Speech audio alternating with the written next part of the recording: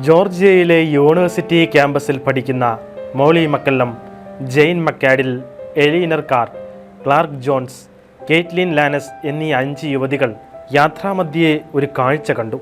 കരയുന്ന ഒരു യുവതി. അവർ സഞ്ചരിച്ച വാഹനം അപകടത്തിൽപ്പെട്ട് അവരുടെ 2 കുഞ്ഞുങ്ങളും ഡ്രൈവറും വെള്ളത്തിൽ മുങ്ങി താഴുകയായിരുന്നു.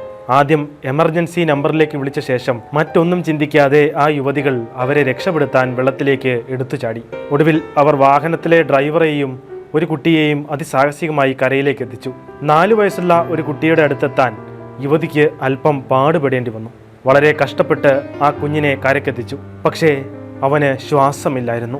രക്ഷാപ്രവർത്തനത്തിൽ ഏർപ്പെട്ട യുവതികളിൽ ഒരാളായ ക്ലാർക്ക് ജോൺസിന് CPR നൽകുന്നത് എങ്ങനെയാണെന്ന് കൃത്യമായി അറിയാമായിരുന്നു. ക്ലാർക്കിൻ്റെ പരിശ്രമത്തിനൊടുവിൽ ആ 4 വയസ്സുകാരൻ ശ്വാസമെടുത്തു. ആ സമയം വലിയ വൈകാരിക നിമിഷത്തിലൂടെയാണ് അവർ കടന്നുപോയത്. ശ്വാസം നിലച്ച ആ ബാലനെ പൊതുജീവനിലേക്ക് എത്തിച്ച ക്ലാർക്കിനും സത്യത്തിൽ അതൊരു അഭിമാന നിമിഷമായിരുന്നു. തുടർന്നുള്ള ദിനങ്ങളിൽ ഈ സംഭവം മാധ്യമങ്ങൾ ഏറ്റെടുത്തപ്പോൾ ഈ യുവതിയിലൂടെ ദൈവം പ്രവർത്തിച്ചു എന്നായിരുന്നു ഭൂരിഭാഗം ആളുകളും അഭിപ്രായപ്പെട്ടത്.